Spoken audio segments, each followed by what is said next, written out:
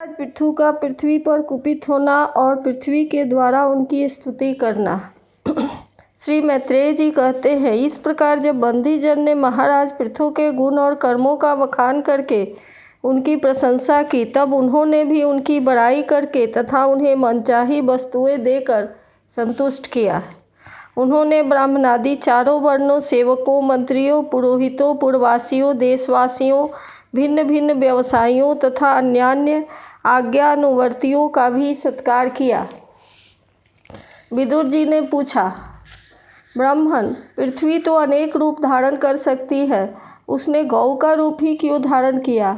और जब महाराज पृथु ने उसे दूहा तब बछड़ा कौन बना और दूहने का पात्र क्या हुआ? पृथ्वी देवी तो पहले स्वभाव से ही ऊंची नीची थी, उसे उन्होंने समतल किस प्रकार किया और इंद्र उनके यज्ञ संबंधी घोड़ों को क्यों हर ले गए?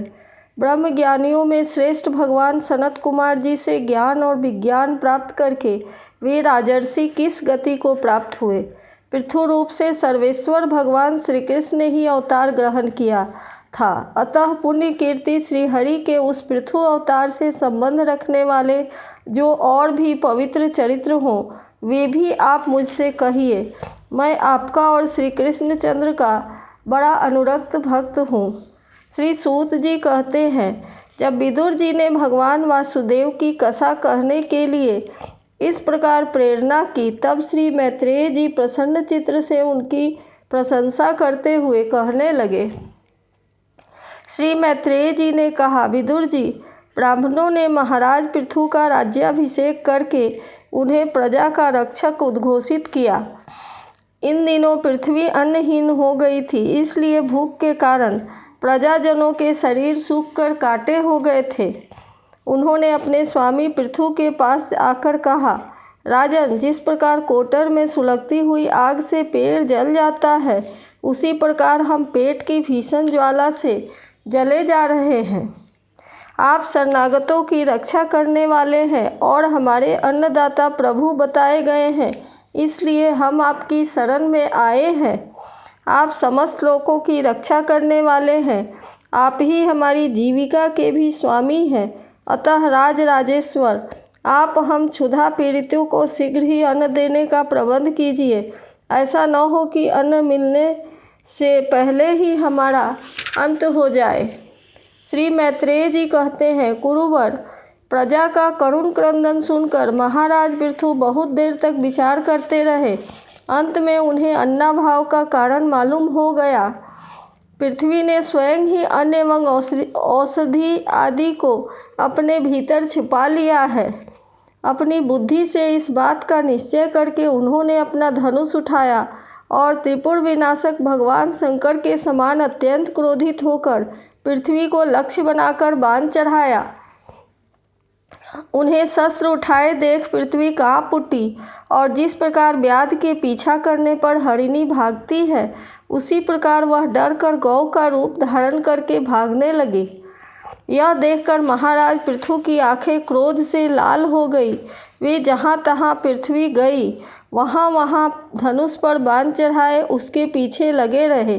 दिशा विदिशा, स्वर्ग, पृथ्वी और अंतरिक्ष में जहाँ जहाँ भी दौड़ कर जाती, वहीं उसे महाराज पृथु हथियार उठाए अपने पीछे दिखाई देते। जिस प्रकार मनुष्य को मृत्यु से कोई नहीं बचा सकता, उसी प्रकार उसे त्रिलोकी में वेन पुत्र पृथु से बचाने वाला कोई भी नहीं मिला। तब वह अत्यंत भयभीत होकर दुखित चित्त से पीछे की ओर लौट गई और महाभाग पृथु जी से कहने लगी, धर्म के तत्व को जानने वाले शरणागत वत्सल राजन, आप तो सभी प्राणियों की रक्षा करने में तत्पर हैं। आप मेरी भी रक्षा कीजिए। मैं अत्यंत दीन और निरपराध हूँ। आप मुझे क्यों मारना चाहते हैं? इसके सिवा आप तो धर्मज्ञ माने जाते हैं, फिर मुझ स्त्री का वध आप कैसे कर सकेंगे? स्त्रियां कोई अपराध करे तो साधारण जीव भी उन पर हाथ नहीं उठाते, फिर आप जैसे करुणामय और दीन वत्सल तो ऐसा ही कैसे कर सकते हैं? मैं तो एक सुदृढ़ नौका के समान हूँ, सारा जगत मेरे ही आधार पर स्थित है। मुझे तोड़कर आप अपने को और अपनी प्रजा को जल के ऊपर कैसे रखेंगे? महाराज पृथु ने कहा, पृथ्वी, तू मेरी आज्ञा का उल्लंघन करने वाली है। तू यज्ञ में देवता रूप से भाग तो लेती है, परंतु उसके बदले में हमें अन्न नहीं देती। इसलिए आज मैं तुझे मार डालूंगा।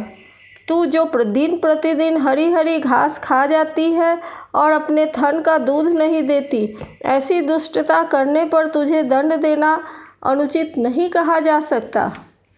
तू नासमझ है। तूने पूर्व काल में ब्रह्मा जी के उत्पन्न किए हुए अन्नादि बीजों को अपने में लीन कर लिया है और अब मेरी भी परवाह न करके उन्हें अपने गर्भ से निकालती नहीं।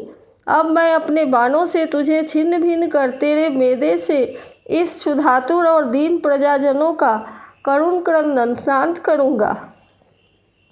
जो दुष्ट अपना ही पोषण करने वाला तथा अन्य प्राणियों के प्रति निर्दय हो, वह पुरुष, स्त्री अथवा नपुंसक कोई भी हो, उसका मारना राजाओं के लिए न मारने के ही समान है।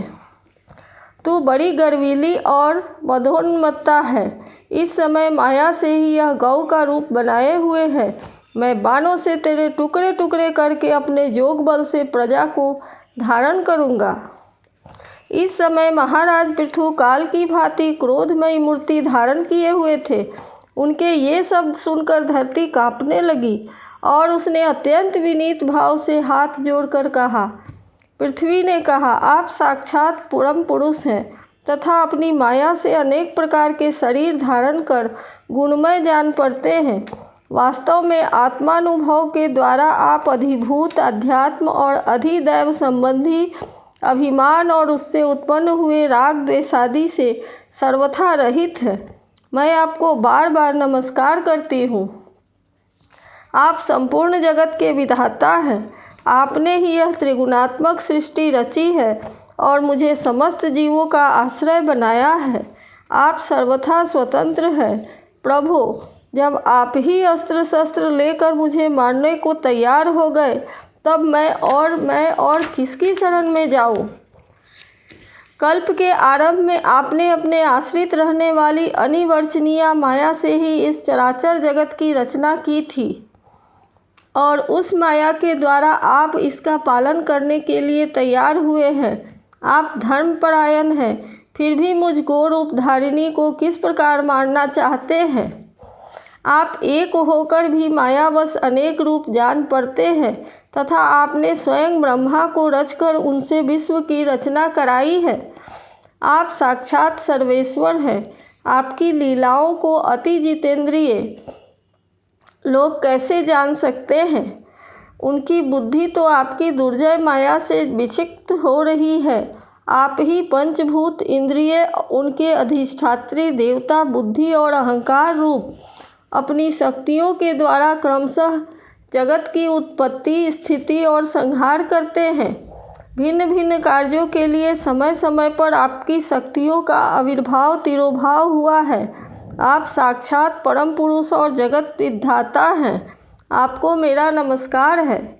अजन्मा प्रभु, आप ही अपने रचे हुए भूत, इंद्रिय और अंतःकरण रूप जगत की स्थिति के लिए आदि वराह रूप होकर मुझे रसातल से जल के बाहर लाए थे। इस प्रकार एक बार तो मेरा उद्धार करके आपने धराधर नाम पाया था। आज वही आप वीर मूर्ति से जल के ऊपर नौका के समान स्थित मेरे ही आश्रय रहने वाली प्रजा की रक्षा के लिए करने के अभिप्राय से पहने पहने बाण चढ़ाकर दूध न देने के अपराध में मुझे मारना चाहते हैं। इस त्रिगुणात्मक सृष्टि की रचना करने वाली आपकी माया से मेरे जैसे साधारण जीवों के चित्त मोहग्रस्त हो रहे हैं। मुझ जैसे लोग तो आपके भक्तों की लीलाओं का भी आशय नहीं समझ सकते। फिर आपकी किसी क्रिया का उद्देश्य न समझे तो इसमें आश्चर्य ही क्या है? अतः जो इंद्रिय संयमादि द्वारा विरोचित यज्ञ का विस्तार करते हैं, ऐसे आपके भक्तों को भी नमस्कार है। इति श्रीमद्भागवत महापुराणे पारमहंस्यां संहितायां चतुर्थ स्कंधे पृथुविजये धरित्री निग्रहो नाम सप्तदशोऽध्यायः।